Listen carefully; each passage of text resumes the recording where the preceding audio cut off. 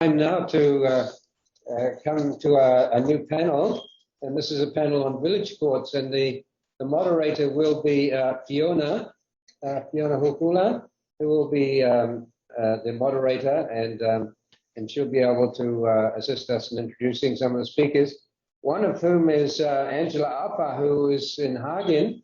I'm not too sure if they've been able to get things moving there in Hagen. I hope they have. So that Angela can be on, because the other three are on in Port Moresby.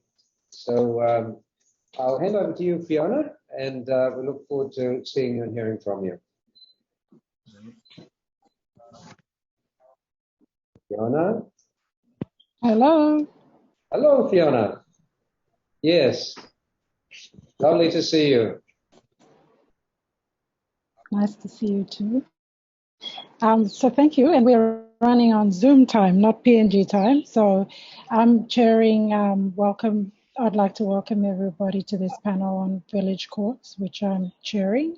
So I think following on from our earlier discussions about policing, we are now going to move into talking about, I think, a very important component of addressing sorcery accusation related violence, and that's the work of the village courts.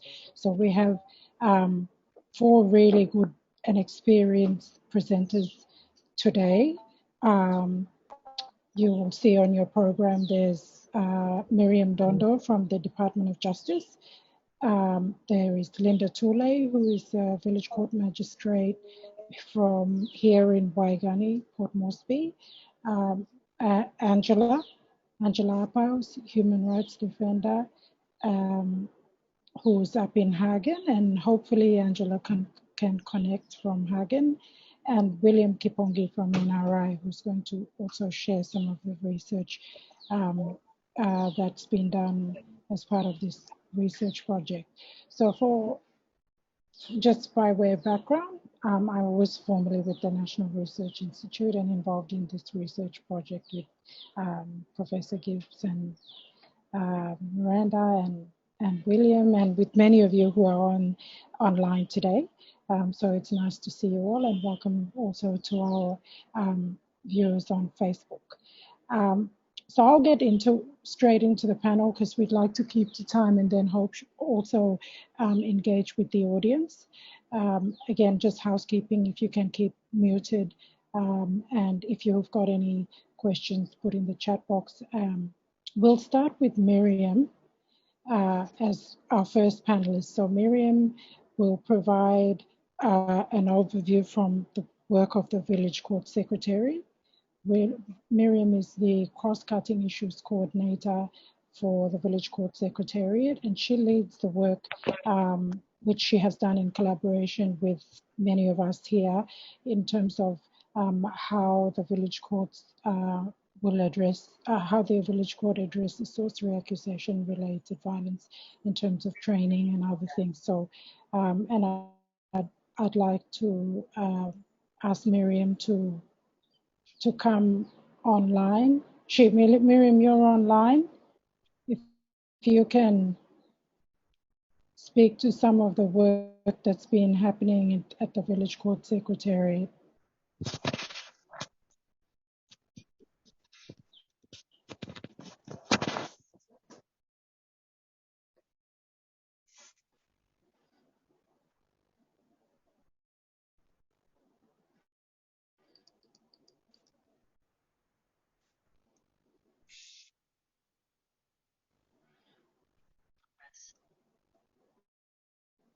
Hello, Miriam.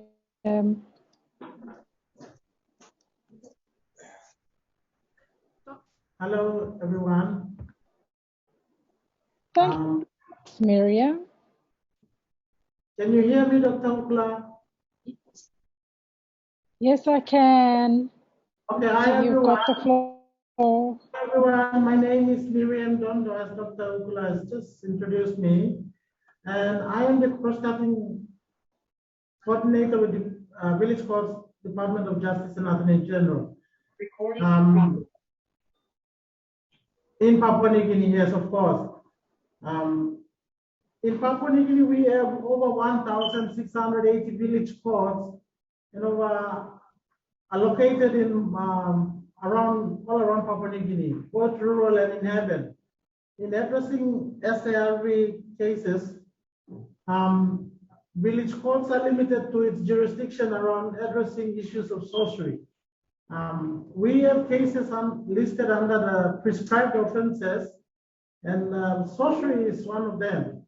Sorcery is one of them, but it's limited to the jurisdiction, as I've said, in terms of cases on that are brought before them over sorcery, as cases like pretending to practice sorcery, or paying someone to practice sorcery, or in possession of charms.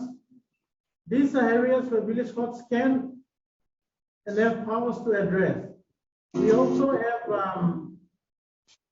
cases where the use of insulting words of conduct or calling of names, these are cases that can come before village courts to hear. We've been given some funds by government, and we've done trainings in some provinces in the islands, if I may say, in Juwaka, Eastern Islands, Southern Islands, and in Enga. The training around how village courts can use their powers in addressing SARV cases, and where it's limited to their powers to deal with. For cases that are much more serious, like the previous bodily harm or event of death, they may refer the cases to police or the higher courts to deal with. We know village courts have their own challenges as well, in terms of they are also afraid to address the cases in village courts because they're the risk of them being attacked by the perpetrators as well. And making referrals is where police comes in. We can understand where they are located. They may be located far remote, and the police turnaround time to attend to the village court officials and assist them in making referrals of the perpetrators is one challenge that they face. So within the powers of jurisdiction and the use of the preventive jurisdiction, they may come in to use the preventive jurisdiction to stop the violence. And if in breach, they will really need the support of police. So with the training that we have done in the 4 islands provinces, we've trained over 224 village court officials, both male and female. We also try to establish relationship or partner with churches within the villages, creating a conducive environment for survivors who run to village courts to access justice. And that's where we partner with other partners like CIMC, NRI, of course, NGOs. So the village court officials know what to do when it comes to addressing SARV cases. We in the Department of Justice and Attorney General, we also have work around the implementation of the Family Protection Act, and that is one area where that's assisting village court officials and empowering them to hear cases where social-related accusation that's occurring within the family. And that's one of the program that we've been working on, apart from SARV. Family Protection Act is now empowering village courts to use where sorcery is occurring within families, where the penalties are higher than the preventive order in village courts. We also have another strategy that is in place and will also strengthen the work of village courts. It's the crime prevention through revitalization of the village courts system. 2020 to 2030. And this is another area that will really push village courts to addressing incidences of sorcery, social accusation related violence. That's one of the way forward for the department. And village courts is one of the flagship for the Department of Justice and Attorney General. And maybe this particular document will be a way forward for village courts in the coming years.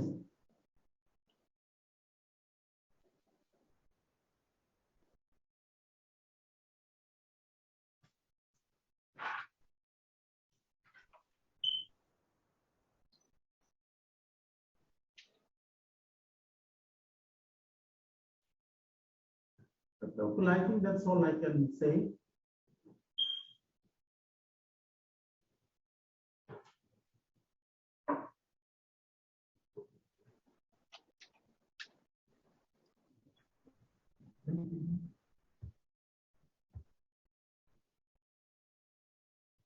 Yeah.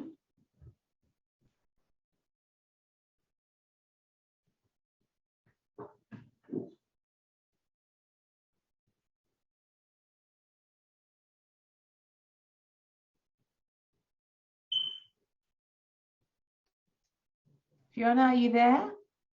Yes, Miriam, are you done? Just the last part where what is needed for justice. No, that's fine. That's fine. What is needed for justice to be provided for the incidences, the enforcement and the support from the other agencies where our village court officials, when they are making referrals, they need assistance from police and the higher courts. That's the challenge that they face, because the perpetrators go back to the village and the village court officials are also in the village. In addressing those issues, they need in making referrals, they need support from the other law enforcement agencies as well. And already we are partnering with churches, so I think village courts through this strategy will also make a difference in the work that they are doing coming forward.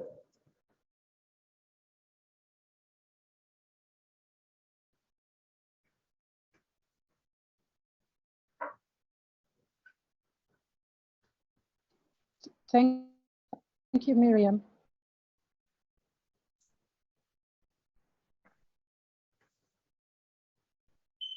Great. Okay. Great. Thank you, Miriam. So, are you finished now? Yes, Doctor. Thank you so much, Miriam. So Miriam just provided that overview from the secretariat level. Our next speaker, Linda Tule, as I mentioned earlier, is a village court magistrate. She's the chairperson of the Waigani Village Court here in Port Moresby. She's also a human rights defender. And Linda's got a PowerPoint presentation, I believe, and she's at our Port Moresby campus, the Divine Word Port Moresby campus. And Linda's going to speak to her experience as a village court magistrate. No, she's there. Thank you, Linda.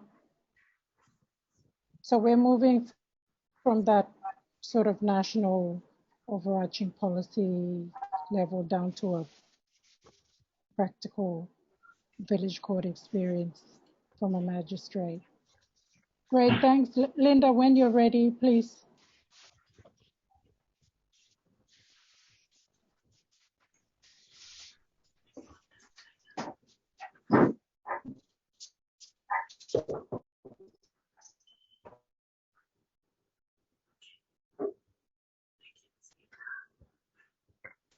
Good morning, everybody. Fiona, can you hear me? Loud and clear. Please go ahead. And Professor Gibbs, I hope you're able to hear me. We had trouble you had trouble listening to me this morning and I had to run over here.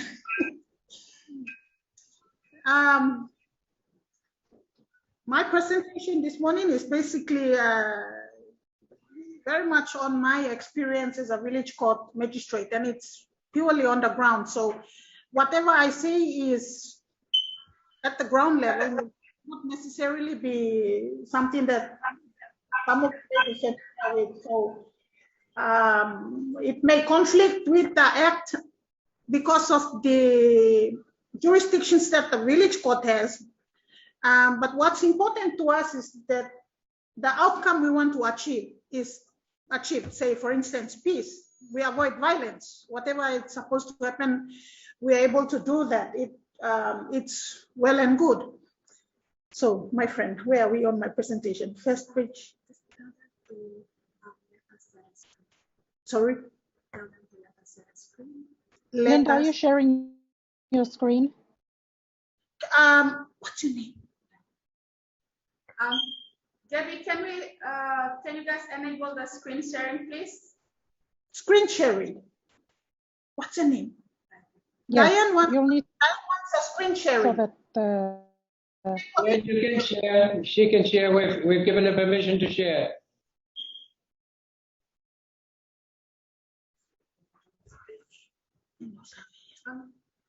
Right, you're on. Oh, thank you very much.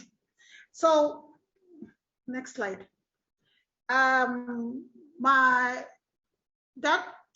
In our village courts, we are identified by the PNG flag. You know, wherever a village court operates, you will see a PNG flag. And that on the screen is my peace officer. She's a female. I don't know if Waigani NCC has the highest number of females in a village court, but from the 11, 4 of us are female. Thank you. And I think at this point, I should commend the government of PNG for allowing more women village courts, more female in village courts. Next slide. Thank you. Dr. Hukula, I know I have 10 minutes, so I'm pretty much very quick in my presentation this morning. So the content of my presentation is firstly, how I'll be answering the question on how village court magistrates are addressing sorcery accusation violence related strategies. What strategies work best to to prevent violence from occurring? I think I got this off the brochure that the one that Miranda sent out. So I read the overall and I thought, okay, how am I doing it at the village court? What strategies am I using to prevent violence from occurring? So basically, that's why I put that as one of my strategies in the village court. It may not necessarily be what's applicable in other areas, but ideally, if I'm able to achieve peace, for me, that's working. What I learned from my research done in I think that was in the context of the PNG one, but I am talking from the perspective of my personal discovery, and that you can see in Nepu Bakai. I'll be talking about it later on. So I will probably end it with a summary, recommendation from my perspective, way forward, and an acknowledgement, the end. So that's the content of my presentation. And the next slide is a picture of one of the village courts we had early this year in March before it was a full court sitting taken in March before the COVID lockdown. I think that was the last court we made, and then there was a lockdown after that. Now, this is the real question that I am supposed to answer for Dr. Hukula, and I'm sure everyone else wants to know how village court magistrates are addressing sorcery accusation related violence. When I look at sorcery accusation related violence, I am already thinking of the criminal offense. It's really way past the village court's jurisdictions.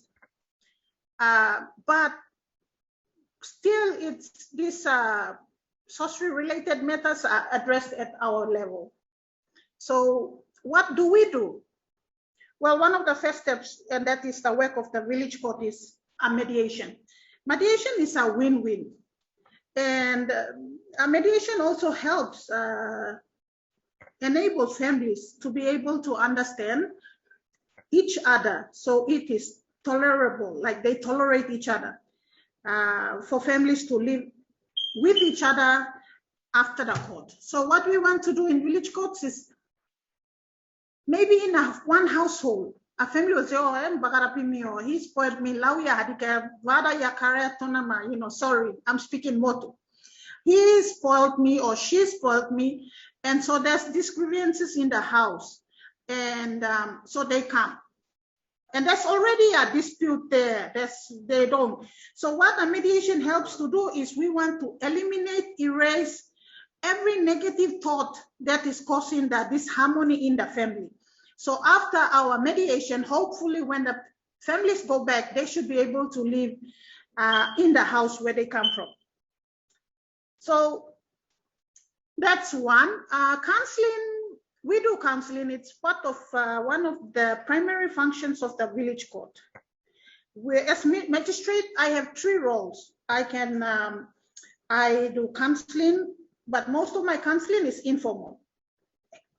According to the Act, Village Court Act 16 to 21, counseling can be done in the marketplace. If I'm walking down the road, I have people walking up to me and said, oh, Linda, I have a sorcery case. Can you help me with it? And in many cases, when they're saying people are accusing me, and one of the questions I say is, what does your conscience tell you? Are you a sorcerer? And she said, no, Linda, I'm not. Let your conscience be clear. No, you are not. And if you really need to, and if they push you, come and let's solve that problem. So many times when I ask them that question, when they say, what's your conscience telling you? It helps them because it eliminates that guilty conscience.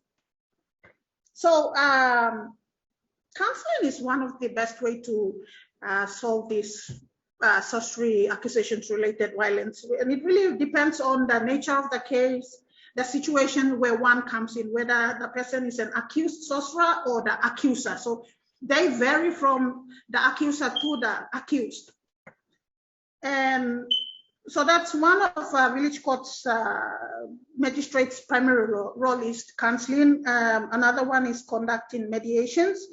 And another one is hearing cases in a full court or a joint sitting. So that's the primary functions of village courts, village court magistrates.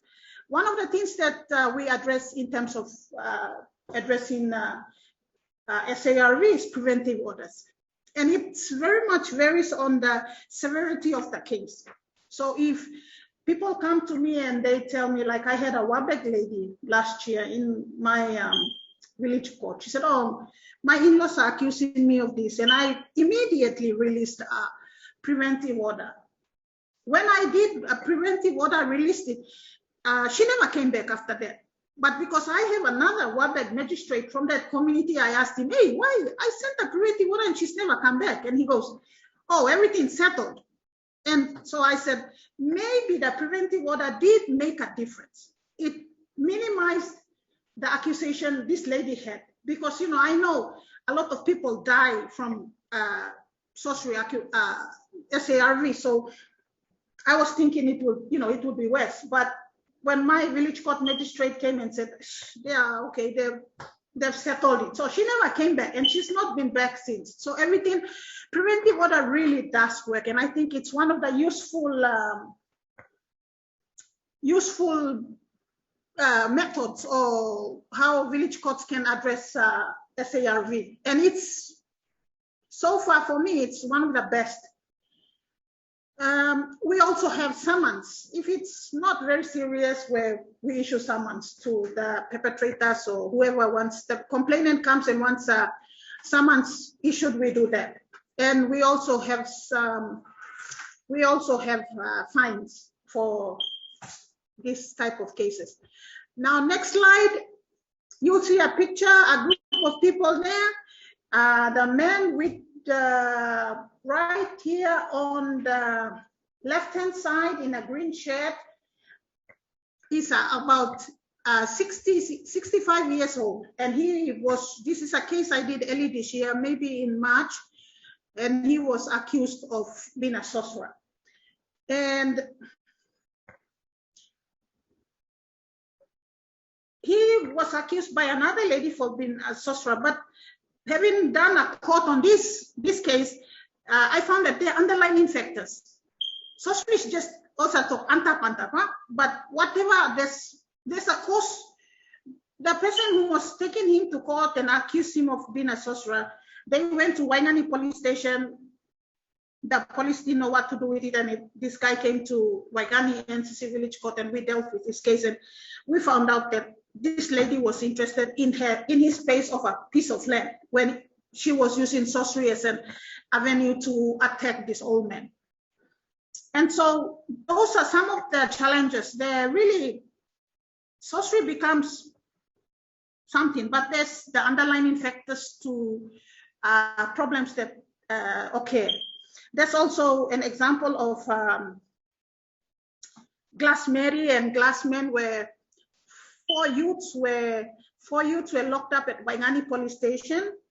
We can go to the next slide. I'm on slide 7 after the picture. That's what strategies work best to preventing. Fiona, I'm almost done.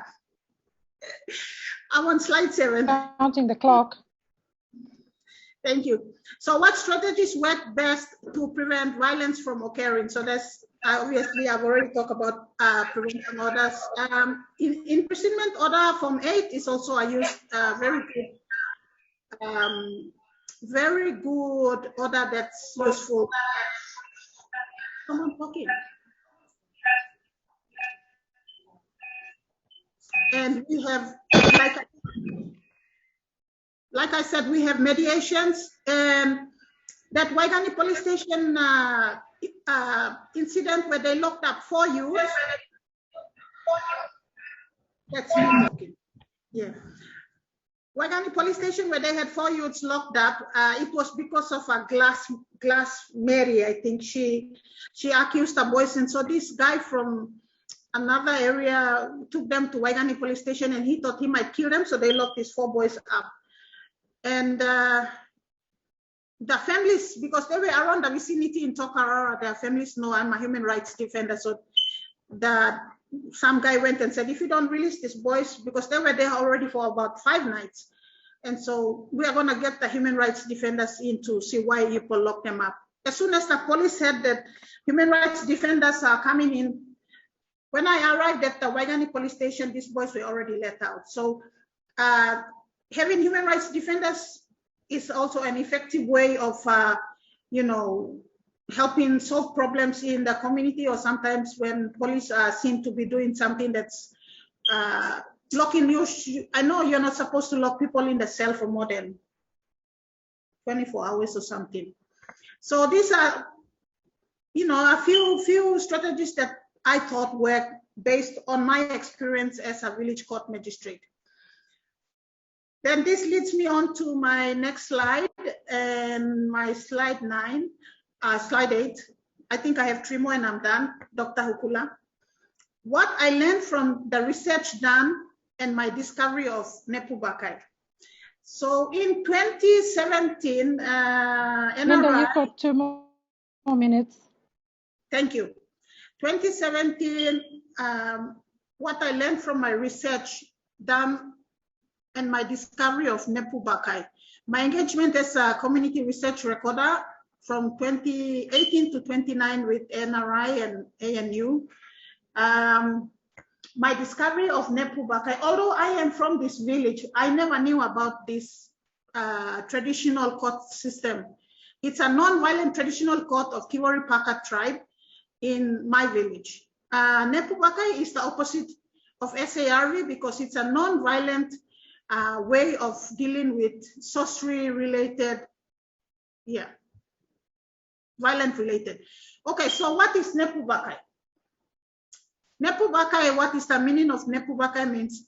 Nepu means sorcery, Bakai means court. So what Nepu Bakai means is sorcery court. Nepu Bakai is part of the sorcery system used by the Kiwari Kui and Kiwari Poi people to settle sorcery-related accusations whenever someone is sick. Nepu Bakai existed, next slide. Where am I? Yeah.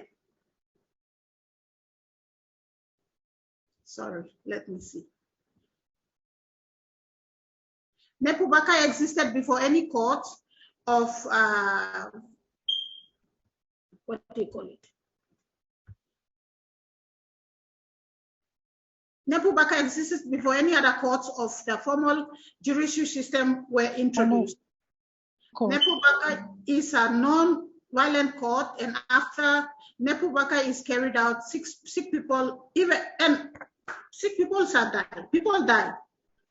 The accused sorcerers are not affected. Say in Nepu Bakai, man, all suspects and he's a sorcerer, they are not affected. There is a process before a Nepu Bakai is conducted. Outcomes of Nepu Bakai, 100% peaceful.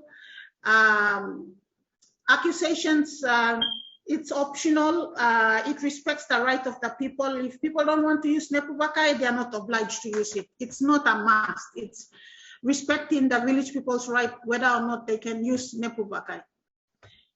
So that's outcomes of the Nepu Bakai. People get healed, some died. And my summary, comparison of SARV and Nepu Bakai. On the brochure that we had, you see coffins and very gruesome violence, torture. People are chased out of their families and clans and villages. Where Nepu Bakai is 100% non-violent, peace is achieved, family reconciliation, forgiveness, and customary. From where I come from, Miriam, or I'm in the community, so how I perceive it. Recommendation, Nepu Bakai should settle well with SNAP, legal and protection, develop a strategy for mediation and witchcraft accusations. Nepu Bakai is a preventive strategy to address SARV. So way forward, I put more research to be done on Nepu Bakai. With that, somebody already approached my clan chief for a Nepu Bakai. If anybody is interested to attend one, I don't know, the village call will set a date. You can come with me on a trip to Kiwari to see how a Nepu Bakai is conducted. With that acknowledgement, my last slide, viewers participating on this conference, NRI in particular, where Dr. Hukula was, and William Kipongi, I know he's going to be one of the speakers. My brother, thank you for all your support. Divine Word University, Professor Gibbs and his team in Medan, ANU, Associate Professor Miranda. Thank you, Olgeta, and all the viewers. Thank you. The end. My last slide. Finished. Dr. Hukula was on a marathon. Yeah.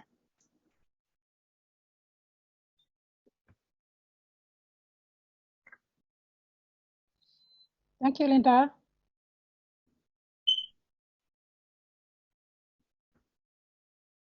I'm done. It's over to you.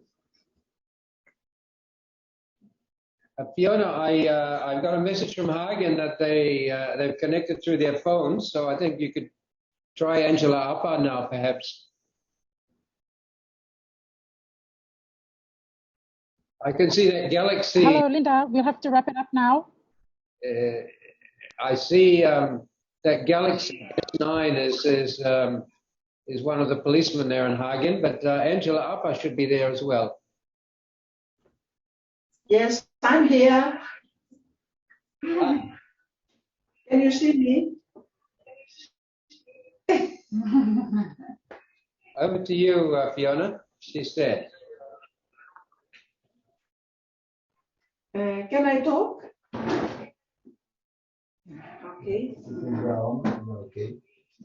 Okay. Good afternoon, everybody.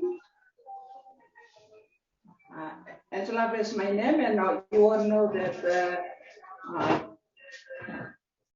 my organization is Human Poppies, and we are human rights defenders, and it's a women-led organization, mainly to stop tribal fighting and all this. But I'm going to talk with on the village court as at the community level, what I experienced in the community level with the village court in my district, Karawagi. We have an for the village court to really handle the sorcery accusation, it's mostly happening in the village. And they are the immediate people there.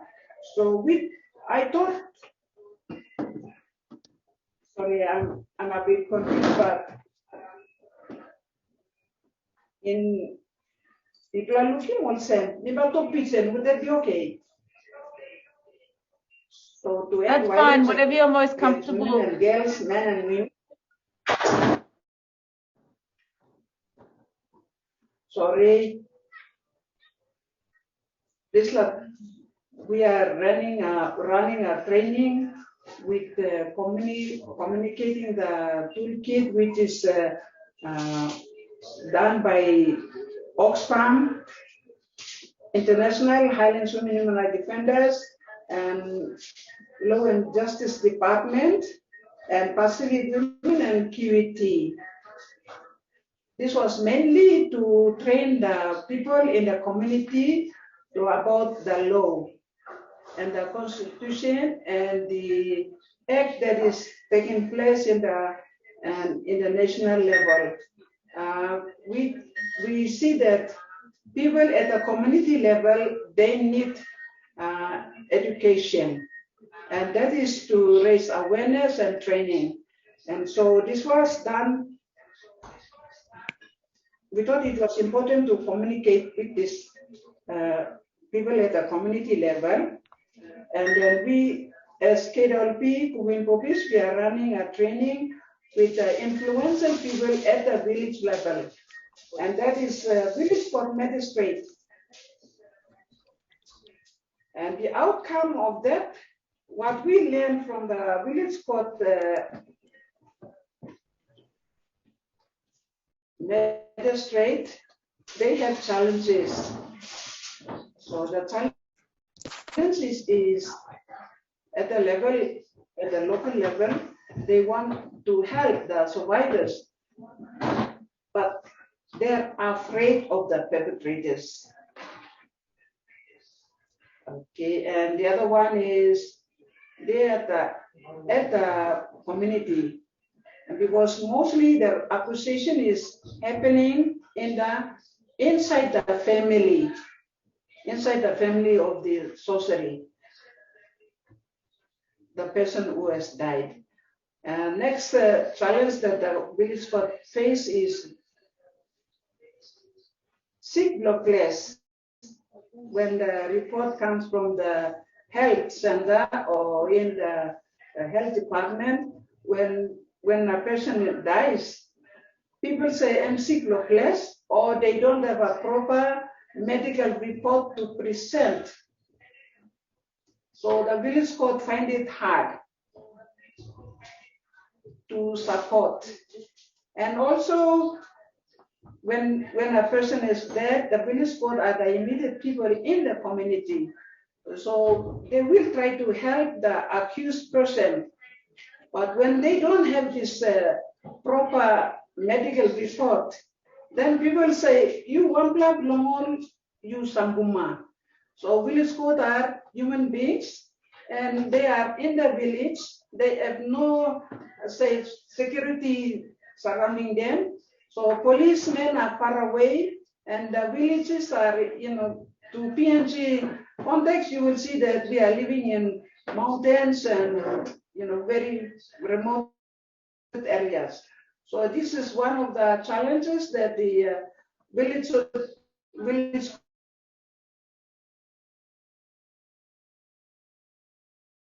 accusation is done by the youth, but they are trained with laws and what we have been learning through, and there is no guarantee for them in the villages, so they are afraid.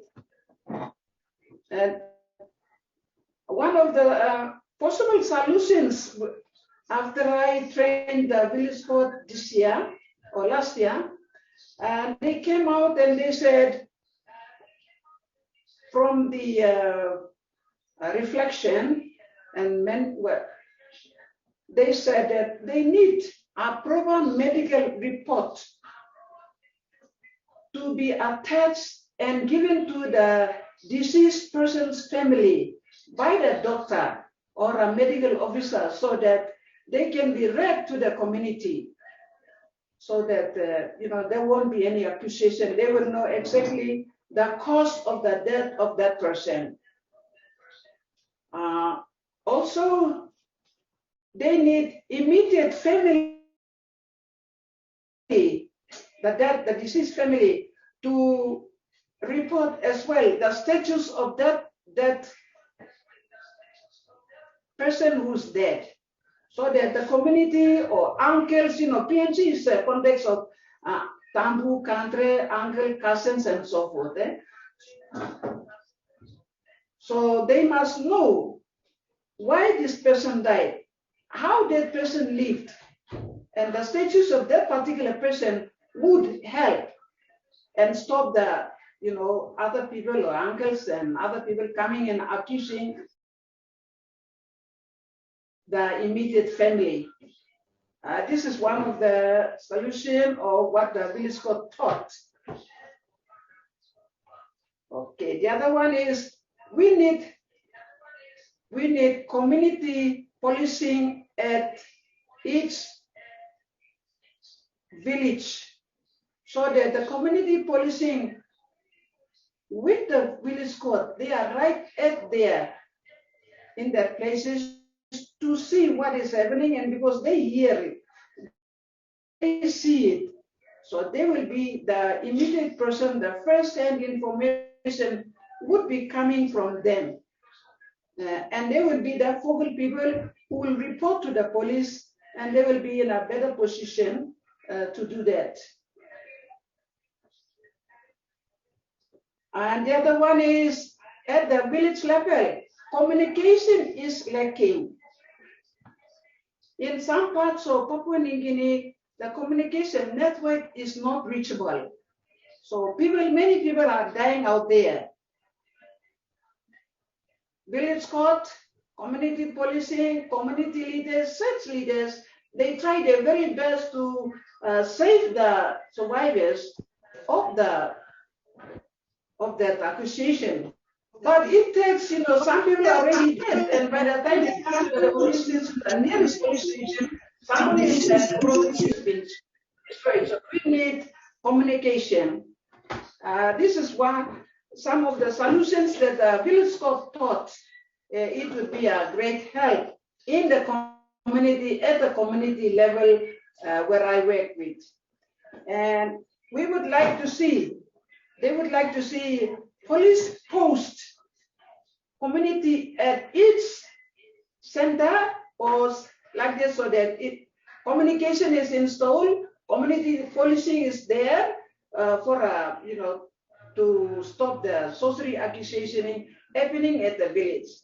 If you are in an urban area, in a city where it is close to the police station, I think it's very easy. But where I work directly with communities in the village, very remote area, and when we go there is to stop the accusation. Sometimes we go there late, somebody is dead already, or the houses are burnt. Destruction has come already. So village court magistrates think that these are some of the things that will support the village court and the police in our work.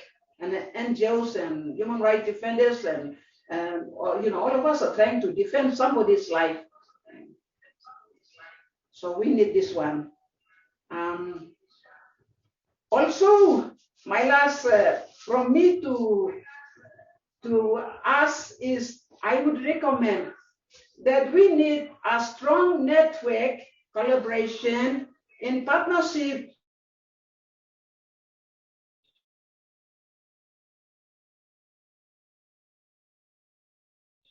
with almost say of the people are not educated and they need education. So with this one, we have a book here called Communicating the Toolkit. This book has got human rights in there, family and sexual violence there, children's right there, And sorcery, aggravated violence, related violence is all in there. And this is a manual that I go around teaching the communities and the influential people. And I'm very happy to share this one with you because I have been doing this with the village court magistrate. They are very influential people at the local, community level. And then youth leaders, they are the ones that are taking, forward and doing the accusation when it comes to in terms of bribery and all that. So we need youth to be trained, and we need church leaders to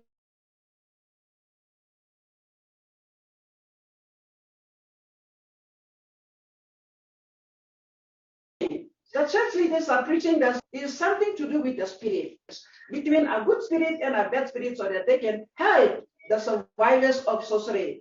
And we also educate the youth, the women leaders and community leaders at the community level, so they will be in a better position to understand the law and the constitution and the acts that is taking place in the national level. So I recommend that we should be supported to do more educating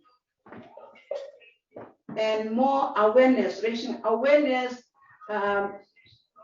When I am listening today on this Zooming conversation,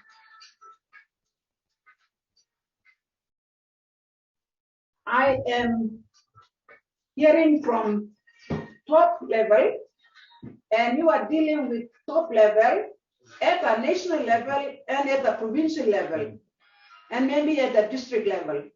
But for me to be at the village level, I need strong support from whoever, so that my work could be reached out to the most remote area. Because there are women dying out there, children dying out there, children are not being educated, women are being raped because of this. So we need your support at the village level. And that's my recommendation. To finish it off, thank you for allowing me to share my experiences with you and the world. Thank you very much. Angela, thank you so much for sharing those very practical experiences. And we know, those of us who work in this space know that you are a real champion along with the other Highlands human rights defenders. I can see Sarah online, and I've taken note of a lot of your comments in the chat box. In the interest, we will move on to William from the National Research Institute.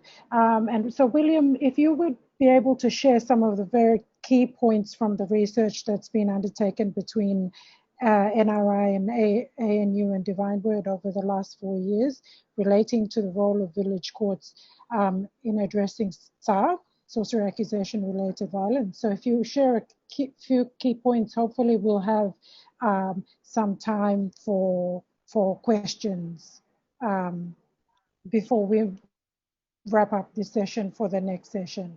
Thank you again, Angela, much appreciated. To you. Thank you, Dr. Okula. Yes, I'll pretty make it short. As most of what the village courts perception and the strategies that used to address sorcery accusation related violence, from the research perspective, it is a little bit different from village court settings in the urban centers with those in the rural settings. Taking into consideration, one of the major factors is the illiteracy rate of the village court magistrates or the officials. So when a new act or when a new law is passed, especially with the village court powers within the village courts, So it was evident that some of those village court magistrates were not aware of their limitations and what they can do and what they cannot do with regard to cases involving sorcery accusation related violence. So some of the magistrates still reported that they can still, they thought that they can still hear cases with those who have been killed and those who are badly tortured, which they should not. They should simply refer to the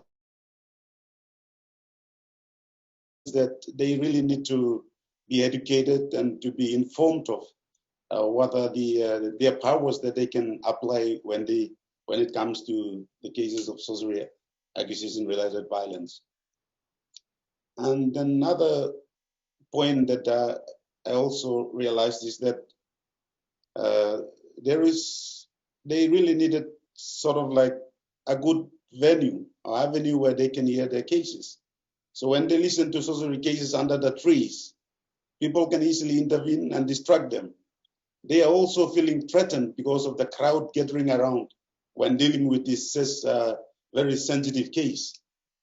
So I think the Justice Department is taking on board that part where he is calling on different village courts to allocate land, and then they can build village court houses so that they can be secured and they can be in a good, safer place when they listen to cases, especially with serious cases like sorcery.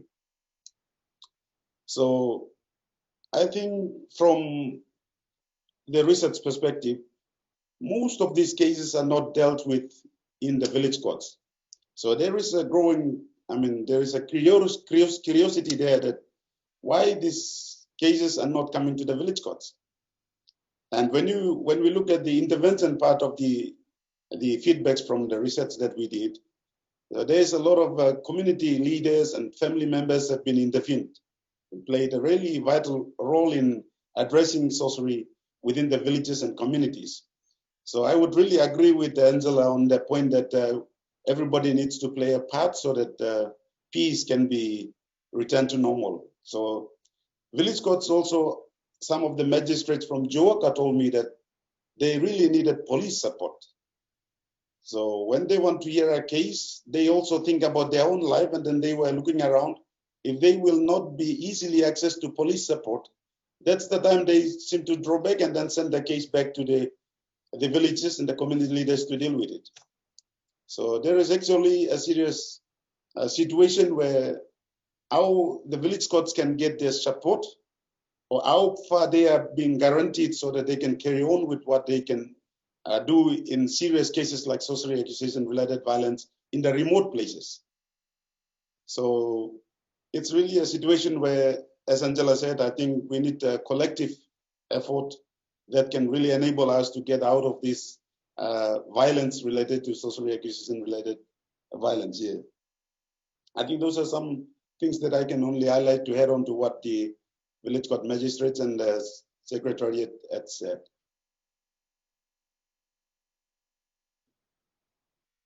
Thank you, William. So, I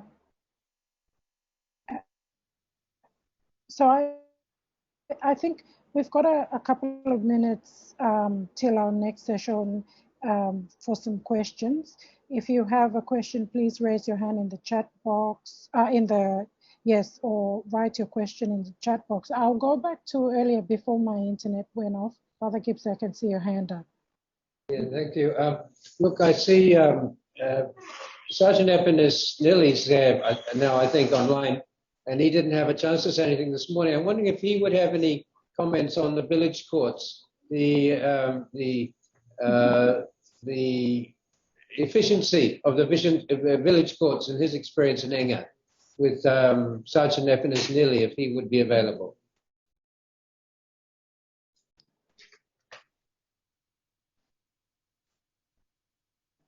I think he's on the one with. Sorry, I'm on. With Agnes.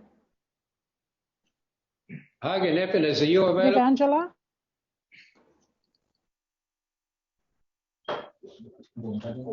He's out in Muskia.